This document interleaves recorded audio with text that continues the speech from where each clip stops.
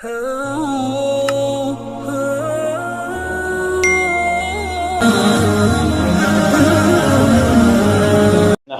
ونصلي على رسوله الكريم اما بعد فاعوذ بالله من الشيطان الرجيم بسم الله الرحمن الرحيم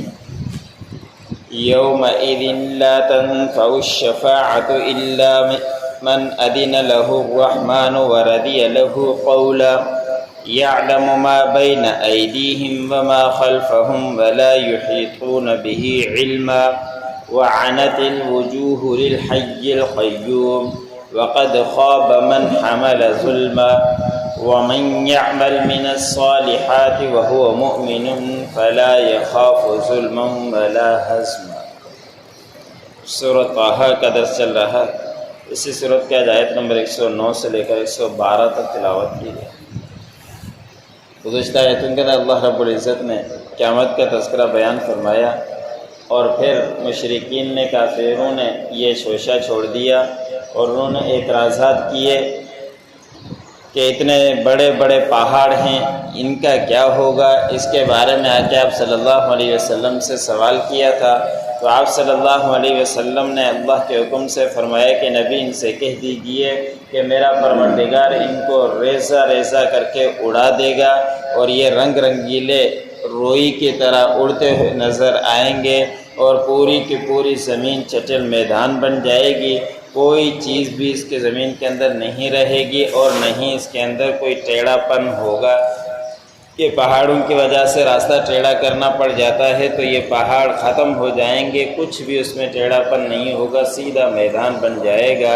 اور پھر اللہ رب العزت نے فرمایا کہ جب اسرافیل علیہ السلام سور پھونکیں گے تو سارے کے سارے اس وقت رحمان کے سامنے کھڑے ہو جائیں گے اور سیدھے وہاں چل کر پہنچیں گے۔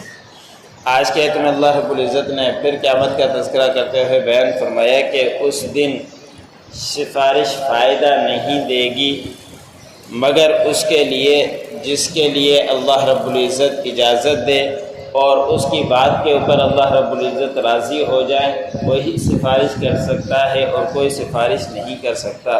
سفارش کبریٰ آپ صلی اللہ علیہ وسلم ہی کی ہے کہ سب سے بڑی سفارش آپ صلی اللہ علیہ وسلم فرمائیں گے کہ سارے کے سارے جب لوگ پریشان ہوں گے، اس پریشانی کے عالم میں وہ حضرت آدم علیہ السلام کے پاس جائیں گے، وہ بھی منع کر دیں گے، اور وہ لوگ یہ کہیں گے کہ جلدی سے حساب کتاب ہو، جہنم میں جانا ہو یا جنت میں، ہم یہاں آ کے پریشان ہو گئے ہیں۔ تو آدم علیہ السلام کے پاس پہنچیں گے تو آدم علیہ السلام فرمائیں گے کہ مجھ سے غلطی ہو گئی تھی کہ میں نے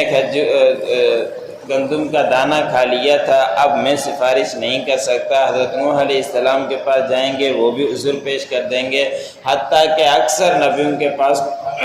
لوگ پہنچیں گے، لیکن سارے انبیاء اکرام اعتراض کر کے ان کو واپس لوٹا دیں گے، عذر پیش کر دیں گے۔ جب آخر میں آپ صلی اللہ علیہ وسلم کے پاس آئیں گے تو حضور صلی اللہ علیہ وسلم نے فرمایا حدیث مبارک میں کہ میں اللہ رب العزت کے سامنے سجدے میں گر جاؤں گا، اور ایسی اللہ رب العزت کے حمد و تعریف بیان کروں گا کہ اس سے پہلے وہ میری زبان پر نہیں لائی گئی۔ پھر اللہ رب العزت فرمائیں گے کہ نبی اپنا سر اٹھائیے اور مانگیے، کیا مانگتے ہو؟ تو حضور صلی اللہ علیہ وسلم اس وقت ہماری سفارش کریں گے، سب کی سب سے، اس کے بعد سب کا حساب ہوگا۔ تو پھر اللہ رب العزت نے فرمایا کہ وہاں اور بھی سفارشی ہوں گے، یہ سفارش کبریٰ کہلاتی ہے۔ اس کے بعد اور لوگ بھی سفارش کریں گے، کسی کے ساتھ کسی نے بھلائی کر دی، وہ سفارش اس کے لیے کرے گا تو آسانی ہو جائے گی۔ چھوٹی چھوٹی باتوں کی بھی قدر کرنے کی وجہ سے آسانی ہو جایا کرتی ہے۔ آپ صلی اللہ علیہ وسلم نے فرمایا کہ ایک عورت نے پیاسے کتے کو پانی پلا دیا تو اس کتے کی وجہ سے وہ جنت میں پہنچ گئی۔ تو کسی کی بھی بھلائی اگر اللہ رب العزت کو قبول ہو جائے تو اللہ رب العزت اس کو ڈائریکٹ جنت میں ڈال دیں گے۔ تو اللہ رب العزت نے فرمایا کہ اس دن ایسے لوگوں کی سفارش قبول نہیں کی جائے گی جس کے لیے رحمان اجازت دے، اللہ رب العزت اجازت دے، اس کے لیے سفارش قبول ہوگی، اور اسی کے حق میں بھی سفارش قبول ہو جائے گی، اور اس کی بات کے اوپر اللہ رب العزت اگر راضی ہو جائے تو اس کی سفارش سنی جائے گی۔ اور اللہ رب العزت تو وہ ہیں جو جانتے ہیں جو کچھ اس کے سامنے ہیں اور جو کچھ ان کے پیچھے ہے، اور اللہ رب العزت کے علم کا کوئی بھی احاطہ نہیں کر سکتا کہ کوئی یہ نہیں کہہ سکتا کہ اللہ رب العزت کے علم میں یہ بات نہیں ہے، میرے علم میں ہے۔ تمام چیزیں اللہ رب العزت کے علم میں ہیں، کوئی چیز ایسی نہیں ہے جو اللہ رب العزت کے علم سے باہر ہو، اور نہیں کوئی اس کے علم کا احاطہ کر سکتا ہے۔ اور جب قیامت قائم ہوگی تو اللہ رب العزت نے فرمایا کہ اس وقت چہرے جھکے ہوئے ہوں گے، دبے ہوئے ہوں گے اس ذات کے سامنے جو زندہ رہنے والی ہے اور قائم ہے ہمیشہ کے لیے، اس کے سامنے چہرے جھکے ہوئے ہوں گے۔ اور تحقیق نامراد ہوا وہ شخص جس نے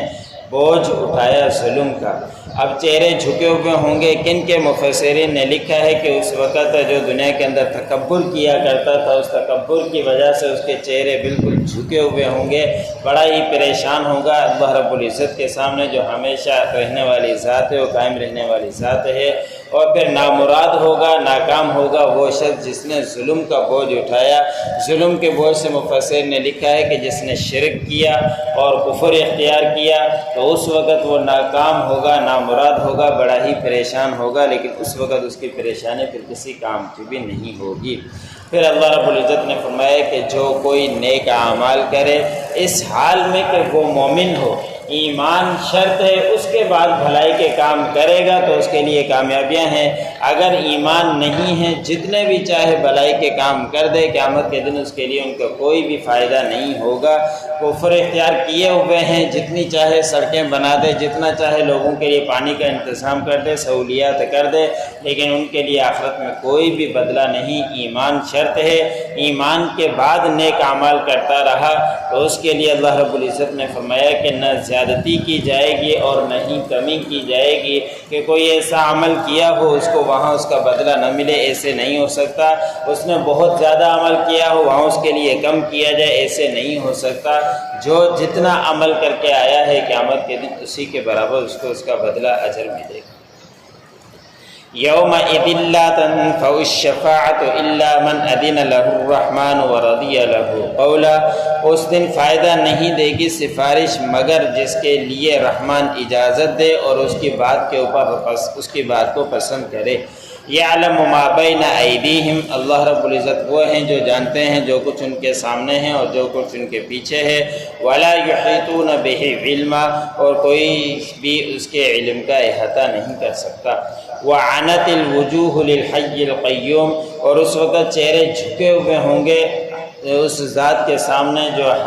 حی ہے، زندہ رہنے والی ہے اور قائم رہنے والی ذات ہے۔ وقد خواب من حمل ظلما، تحقیق ناکام ہوا، نامراد ہوا وہ شخص جس نے ظلم کا بوجھ اٹھایا۔ ومن يعمل من الصالحات، اور جو کوئی نیک اعمال کرے گا وهو مؤمن، اس حال میں کہ وہ ایمان لانے والا ہو، فلا يخاف ظلم ولا ہضما، تو ایسے لوگوں کے ایسے شخصوں کے اوپر لوگوں کے اوپر نہ زیادتی کی جائے گی اور نہ ہی کمی کی جائے گی، ان کو کسی بات کا بھی خوف نہیں ہونا چاہیے۔